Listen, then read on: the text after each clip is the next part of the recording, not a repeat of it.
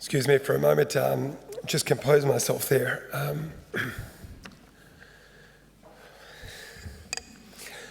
I don't normally get emotional like this, but you don't really expect these sorts of things. And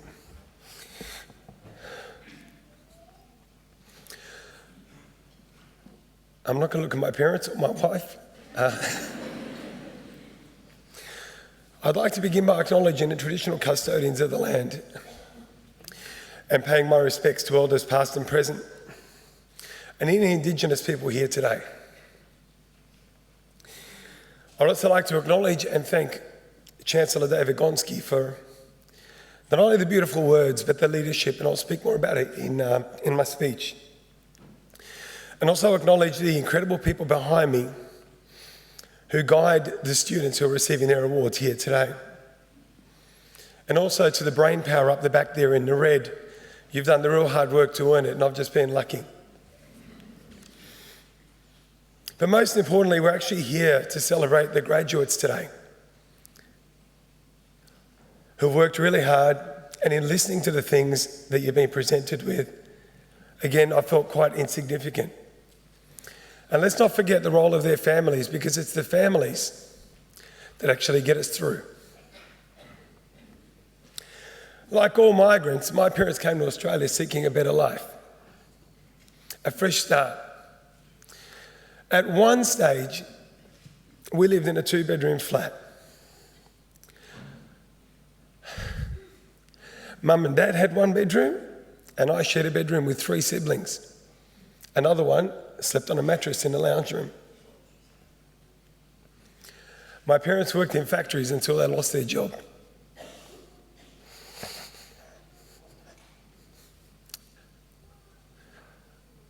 Dad worked at a service station for $5 an hour. And on Sundays, I used to go and work with him to stop him from dying of boredom. I was about 15, and that was when my life changed. My view of the world changed, because though we were poor, I never felt it. And I saw the contribution my family made to the community. And it was then that I realised that no matter what you made, you could always give more. And those days, living in a flat, Dad working at the servo and Mum running the house, and seemingly millions of kids running around in this little 2-bedroom unit, that was some of the happiest days of our lives. And don't get me wrong, we fought heaps as kids. And I'd like to think that I got the better of some of my brothers. One who went on to become a world boxing champion. I don't pick fights with him anymore. And yet those were the days that actually shaped the people that we became. I've said it many times over.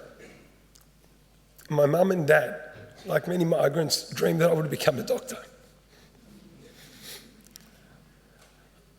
And today, their pride is enormous. And it's not because I'm a doctor, but the fact that a great learning institution would recognise the efforts. But on a positive note, it gives me bragging rights over my brothers for at least a weekend.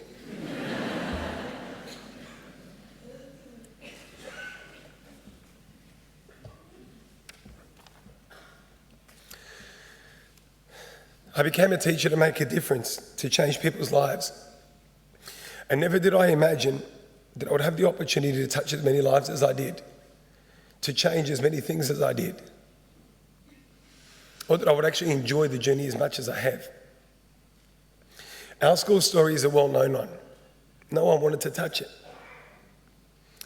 Most people would have heard of the barbed wire fencing, the bars on the windows, the emotional breakdowns, not like this one, but a different type. The violence and the gang mentality that had worked its way into the school. Students didn't complete high school, and those who did joked about becoming welfare recipients, or what they euphemistically called street chemists, or joining gangs. Sadly, many of them just saw their lot as ending up in jail. In my first year at Punchbowl, Parents who attended graduation only did so because we were dogged in our determination. We rang them. I visited homes. I hounded them at the street. And we managed to get 20 because I wanted the parents to celebrate what their kids had achieved. And though the school had all the fundamentals you could need, had walls, had resources, but had rooms, students and teachers, didn't have a soul and didn't have belief because no one believed in the place, least of all the teachers and the kids. I remember the early days, and I remember one kid telling me that the school was feces. Of course, he used the other term. But I knew that all he was doing was verbalising what many people actually thought at the time. And another student said, "Sir, people like us don't go to university," when I told him to aim high.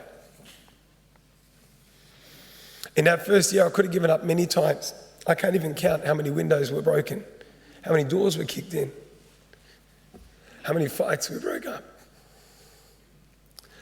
and how many difficult parents I had to have. Our student attendance rate was abysmal, and the staff attendance rate wasn't much better. They couldn't cope. But the most pervasive damage wasn't to the physical environment, it was the emotional environment of the school. The disconnect between the staff and the students, the belief that there was no hope. It's the second time I've used that phrase because you've just got to keep using it. And when you've got limited belief in yourself, you don't strive, you give up. You kind of don't give it your best because you don't think anyone expects more of you. And I saw that in the kids.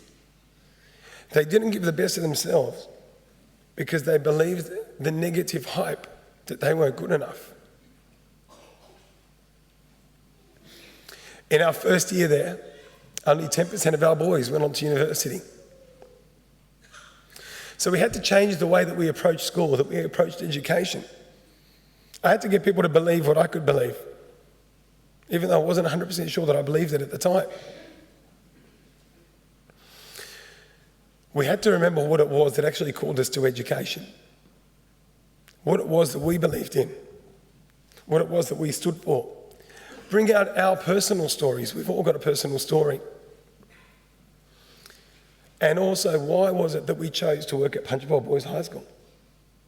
Use it as a challenge. This wasn't a sentence. It was a challenge. And we had to start using our phrase, our school motto, which is factor non verba, deeds not words. There's no use talking about it. You've actually got to do it. And it'd be simply limiting to just list all of the things that we did over that time. For behind every single decision that I and my team made, there was a lot of thought that went into it. But most importantly, we gave the best of ourselves. Just as we hoped that others would give our own children, we stopped accepting anything less than the very best from us, from the kids, and from our parents. And when the kids started to see this, they saw that we were genuine. And then they started to believe. Their hope became their aspiration. They began to motivate one another. They started to take an interest in the school. They stopped breaking windows. They stopped kicking doors. They stopped graffitiing. It was no longer about us and them. It was now about family. And our school family is something we celebrate. And the Chancellor mentioned the University of New South Wales family, because family goes above everything else.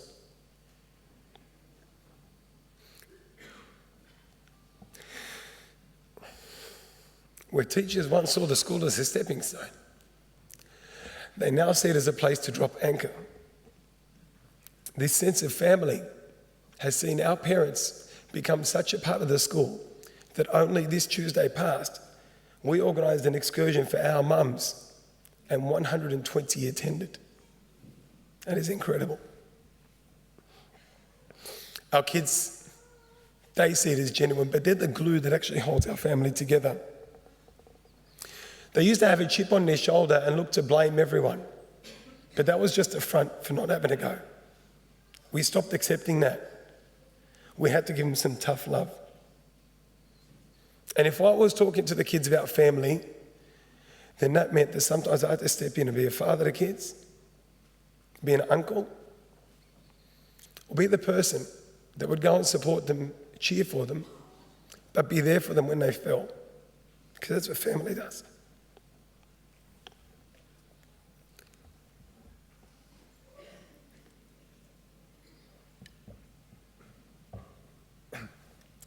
You better not tell the kids that I've got a bit teary today, otherwise I'll do damage to my reputation at school. So we'll just delete this from the whole video, right? The difference today, I stand at the gate every morning and I shake their hands.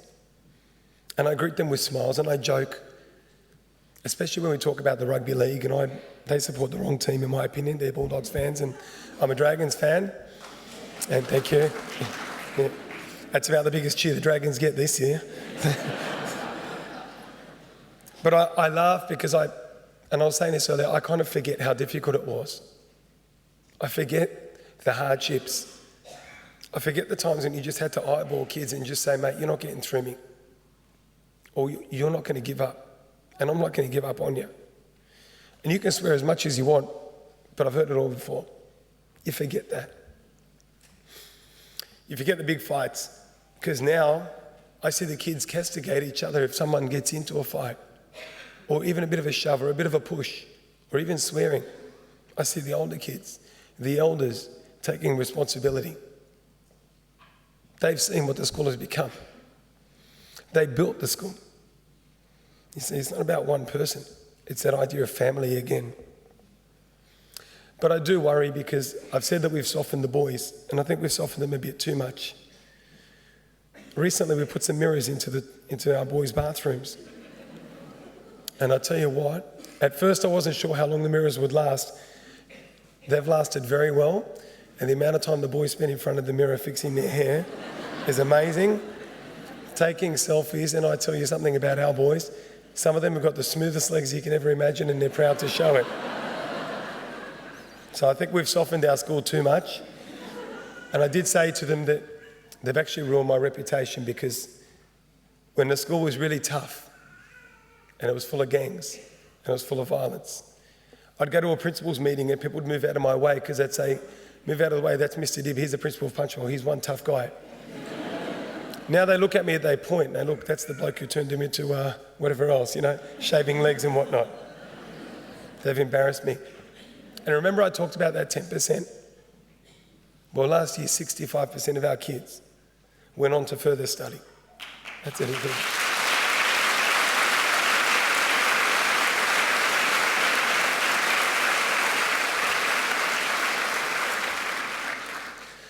That's what belief and hope does.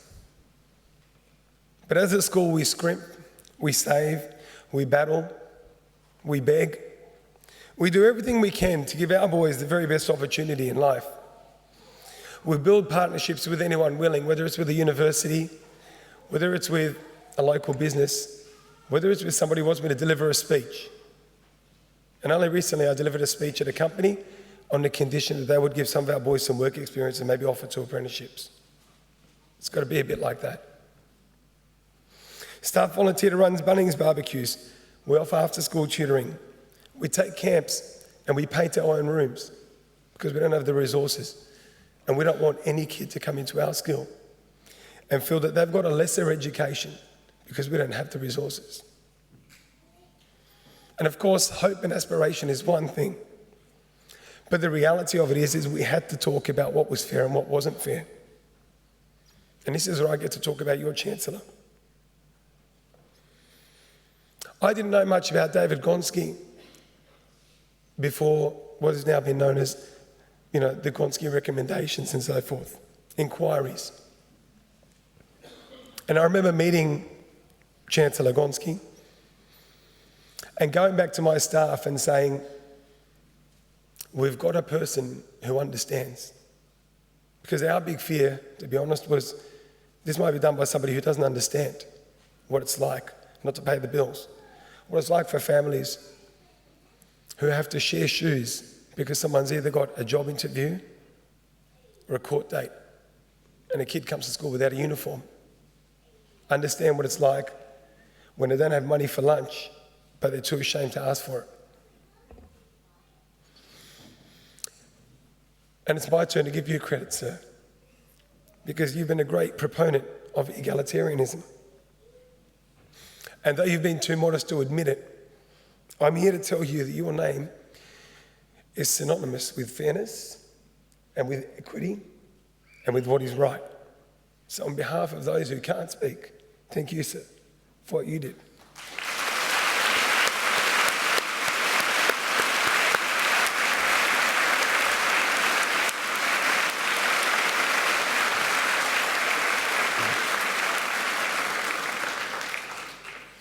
Because the proposals are that for any student, regardless of where they live, what their parents do for a living, or how long they've been in Australia, should have the same opportunity wherever they are in the nation.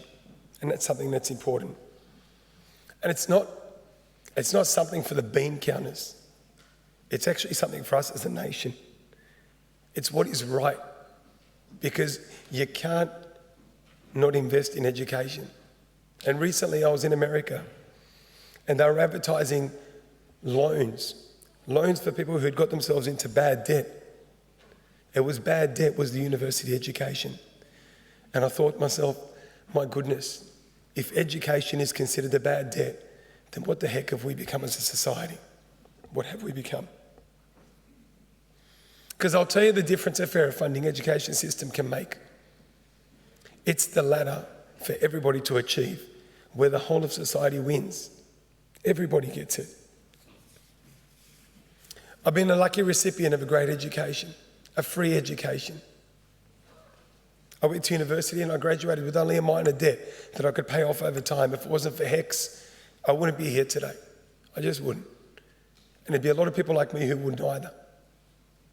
I don't know what I'd be doing. I wouldn't be in trouble, but I don't know what I'd be doing. I wouldn't have had these opportunities.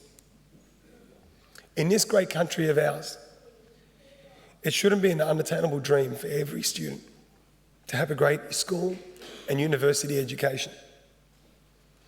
I think of the boys at our school, those who were the first in their families, not only to finish school, but to even make it to university. I think of them, and I know that in this great nation of ours, we can't sit idly by and watch them suffocate underneath the glass ceiling. My life has been a fortunate one, and I hope that every person in this room has an even better one than that. And at the risk of sounding patronising, I know the Chancellor gave 2 bits of advice, and Chancellor, I did listen to them. One was to not forget the university. And the other one was to not narrow down, and I thought that was so important. But at the risk of sounding patronising, I'm not going to give you any advice. I'm actually going to tell you the things that have worked for me. And I'm going to ask you to do them. Whatever you do it with conviction. Do it with passion and the greatest determination to succeed that you can muster. Don't give your precious time to something if you don't believe in it. And always, always, always treat every single person with the utmost of respect and dignity, no matter where they sit on an organisational chart. The degrees you've earned today, they're the doorway to a brighter future for you. Make the most of it as you progress through life and take as many people as you can with you. It has been my absolute privilege, honour, to be here with you today in your company, and I thank the university for bestowing upon me the greatest gift that I could ever hope for. Thank you.